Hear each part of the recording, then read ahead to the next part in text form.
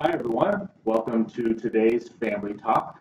I'd like to welcome you all to join us in a kind of virtual town hall meeting that we're having about Ohio's work plan or work group to develop one ISP for the state. Today, I have Kelly Ferenbaugh and Kelly Mosley-Miller with me today. They are from the office, I always get that word messed up, Office of System Support and Standards. They are the ones that will be chairing the Ohio ISP Workgroup, and they are here today to give us an update about how that's going, how the other town halls have been going, and kind of what the purpose of this work group will be, and what the overall outcome we should expect from them. So we're going to start today with a conversation, just kind of an introduction about what the work group is, why this is important work. And as we are having that conversation, if you could type your questions into the comment box, and we will get to those as we go through this conversation today. So just start off with a basic question. Why one ISP? Well, so I don't know if people know this or not, but we actually have hundreds of different forms that are used to develop service plans for people in our system who receive duty services in Ohio. And so this makes it really difficult, right? It makes it really difficult for families when, if they move, they have to change to whatever the agency or the county they're moving to, whatever form they have. So it just makes a lot of sense to have one that everyone uses. And an ISP, by the way, is really just an individual service plan. So it's just a document that authorizes any services someone's going to receive in a DB system. So who's affected by an ISP or individual service plan? Who develops it? Who reads it? What does it inform?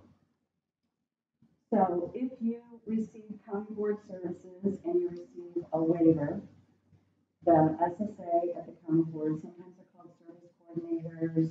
I think in Lucas County they're called SASs, service consultants, but the administrative rule calls it a service and support administrator. And they are the entity in the county board system that is responsible for completing an assessment for an individual receiving services, Medicaid services, and coordinating those services with the team to develop the document that provides direction to a service provider. If you receive, if you live in an ICF, the person is responsible for developing those plans is called a Q. The same exact sort of function as a county board SSA. So anyone who receives services that are funded by the county board system, particularly Medicaid services, are required to have an annual service plan. And those waivers would be the level 1 waiver, the self waiver, or the individual options or IO waiver in our system, and an ICF is an intermediate care facility. Just for folks that may not know those acronyms. Can I just add, so not only the person who's responsible for writing the plan, but really it's a document that should be developed with the person, with their families, right? And ultimately it should be a team effort to pull together the information that goes into this plan and ultimately utilized by the person and whoever is providing their direct support. That's a great segue. We talk a lot about being person-centered, and that's a requirement in our system. Mm-hmm. Is it possible to have one template for everybody and still be person-centered? So we always have said that it's not about the template. Quite honestly, it's really about the information that goes into that template, right? What I learn about someone and add into that plan is really what makes that a person-centered plan. Because quite honestly, you can have a really great template, but if you don't get to know someone well, you can still put things in there that aren't necessarily person-centered. So we believe that there's still plenty of flexibility to allow for good quality person-centered planning while standardizing the forms that are being used. Because the elements that are required in the forms are already standardized, right? So we have lots of administrative rules that require certain things to be addressed or assessed at least for an individual. And so it's really about the words around the person. My plan should not look like Kelly's plan because we are different people and have different strengths and different needs. So yes, we believe that you absolutely can have a very person-centered plan that is on a standardized document. So I hear a lot about rules, regulations, requirements, county board services, Medicaid, all these kind of words. Like, why should families and people with disabilities care about having one plan? What's in it for them? Well, I mentioned it earlier. One thing that I would see as a benefit is just that for the first time in our system, the person is truly their plan, because no matter where they go in the state of Ohio, they take it with them, right? It becomes a portable document. I also learned that families can know what to expect from the process, no matter where they go in Ohio, whether it is an ICF or whether it's going to a county board, it'll be the same. And so we would like to think that it will be more affordable, and truly families and the person who receives services can take ownership, that it is their person-centered plan, not the agency that developed it for them. So let's get down to some of the nuts and bolts. What's the process? How's this work going to be completed? How do we kick it off? So I do want to say, to be clear, that Kelly and I are not running the work group. We are not the work group. Kelly has said several times, we're not out there doing the work right now, right? So we need to make sure that we're talking to people who are really kind of in the thick of it. And so we're doing a couple of things. We're starting off with these feedback forums. We're doing this as well as we're doing some in-person around the state, making sure that we're talking to lots of different people so that we can collect their feedback about how planning is going, how assessment is going, things like that. And then from that, the work group will begin. They begin their work in July. You want to talk about the work group? Well, I think we were very deliberate in making sure that we had the right people in the room, right? So we certainly have county board representation, we will have family representation, people who receive services will be on the committee.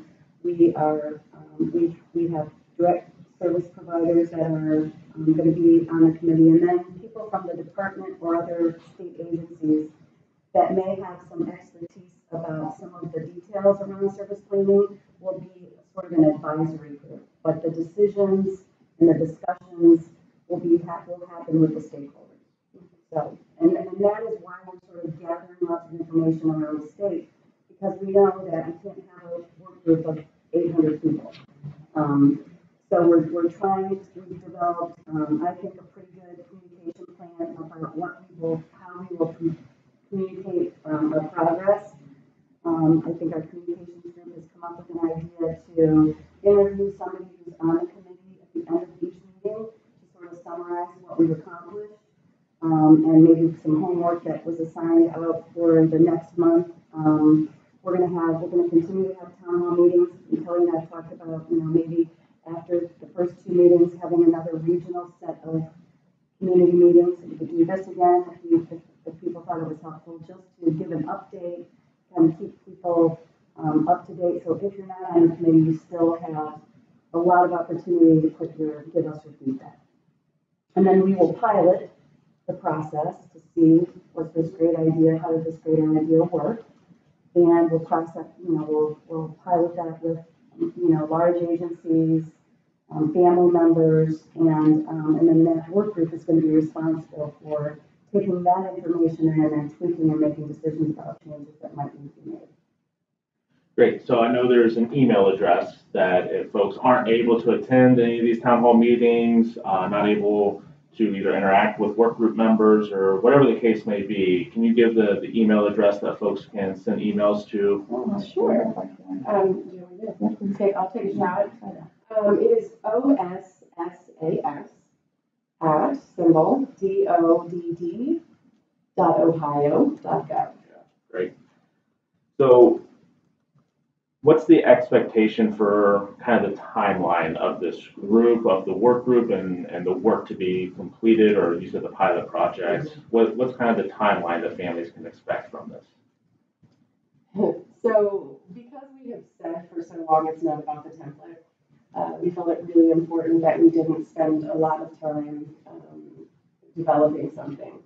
And so we actually have some pretty aggressive timelines, which is why we've spent so much time trying to collect feedback because when the work group starts in July, we're really going to hit the ground running. We hope to be able to start piloting whatever the work group has come up with in January of 2020. And as Kelly said, once that pilot starts, we're going to ask the work group to then kind of shift gears a little bit and start looking at the feedback that we're collecting from families and the person whose plan it is on how things are going. Looking at the feedback from the people who are writing the plan and implementing the plan. So the work group will then be responsible for looking at all of that data and making decisions about are any changes necessary. We want to make sure we have a really good, solid set of templates or a template before it gets rolled out across the state. Yeah, and we're doing a bunch of work right now where we're analyzing all our administrative rules to make decisions about what are all the rules that talk about planning. Do they have the same requirements? Mm-hmm. Do they have conflicting requirements? Because sometimes that has happened in the past. And then making decisions about here are the standard elements that need to be identified on a person's service plan. It doesn't mean that I may not need something in some of those areas, and that's okay. Kelly might need something in one of those areas, but so we want to give the committee something to react to. And so the first thing that we're going to react to is all the elements that the rules currently require to be identified in a person's service plan.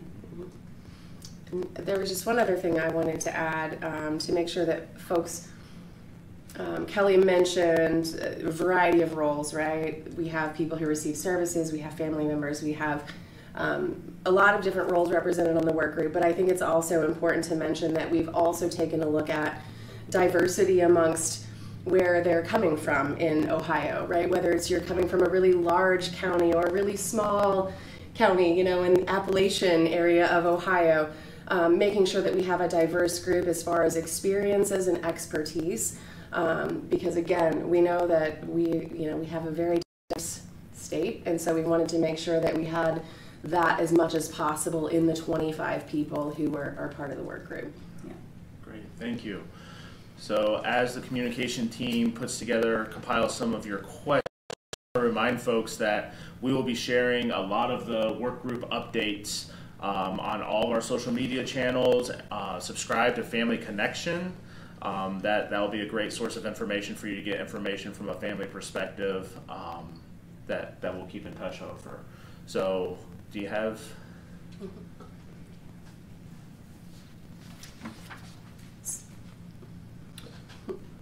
Okay, so let's go back to the beginning. We have some people logging on. Just a quick recap again about what the work group is, maybe what the purpose is of the work group, and its overarching goal.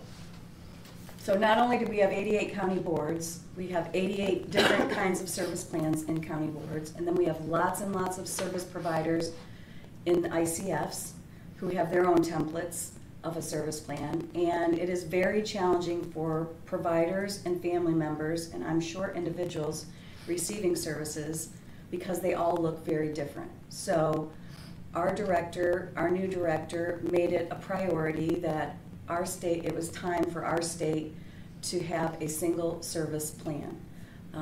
And I think we've been talking about it for at least 20 years that I can remember, and it's getting a little boring, quite honestly, right, to keep saying what should be in a plan, what should be in a plan. And so we've made this commitment that we are going to develop this work group that's charge is going to be to develop this standardized service plan and assessment process in Ohio. No matter where you live or what service you're provided, you will have a service plan, and if I move from Athens County and I move to Ashtabula, I take my service plan with me, and people are familiar with it, right? Nobody has to sort of relearn all the things that are in the document. And maybe a quick overview of who is going to be represented on the work group, and maybe a little bit about that process again. Sure. Go ahead, Kelly. Okay. So the work group is made up of about 25 people, variety of roles. We really try to consider all of the different folks who are impacted by assessment and planning in Ohio. So we have folks who receive services, we have family members, we have direct support professionals, so the person who's in there, you know, one-on-one providing support.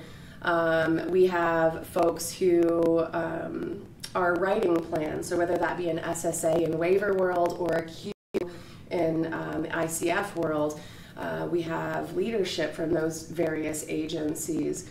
And then in addition to that, really diverse group, which is diverse in where they come from in Ohio, as well as is kind of their specializations. So in addition to that, we have another group that's really going to be kind of subject matter experts. And we like to, those are going to be folks who have a lot of information that they can share with the group when it comes up. So maybe questions around Medicaid, the group might come to some questions that are causing them to, you know, kind of hit a roadblock. We have those experts in the room who can provide some feedback for that. Those work groups start off in July, and we expect them to run for about a year. Great. So I think we're going to move on to a couple of questions. The first one that we had was somebody has signed up for updates. When can they expect the first ones to start going out? Yeah, so that's a great question. We are still in the process of collecting feedback. So we have this session today, obviously, and then we have one more in-person feedback forum. I know one of the things that we're going to ask our work group to start with is really looking at all the data we've collected about what's working and what's not working with assessment and planning. And so that'll be the first thing that we're sharing with the world as well, is here are the themes of that data. I would hope that, well, it's going to go out before the work group starts, so I would expect to get something in early July. We'll have a lot more things kind of confirmed and ready to go. So, okay. Not a whole lot of questions coming in online, it looks like. If you could, just one more time for folks that want to give feedback throughout the process that, again, may not have contact with somebody on the work group specifically, what's the email address that they can send that information to? The email address is ossas@ right? dodd.ohio.gov. And you can, of course, as I said earlier, we're going to keep all this information flowing on social media, through Family Connection, through any type of connection that you have with the department. You will be hearing a lot about this work group, updates from the work group, and have your opportunity to provide feedback.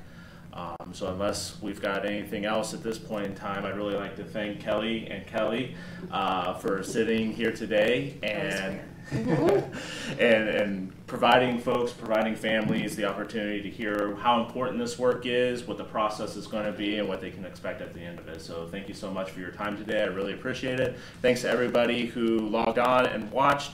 If you are watching this not live or in an archived version, remember all this information is accurate as of June 6th.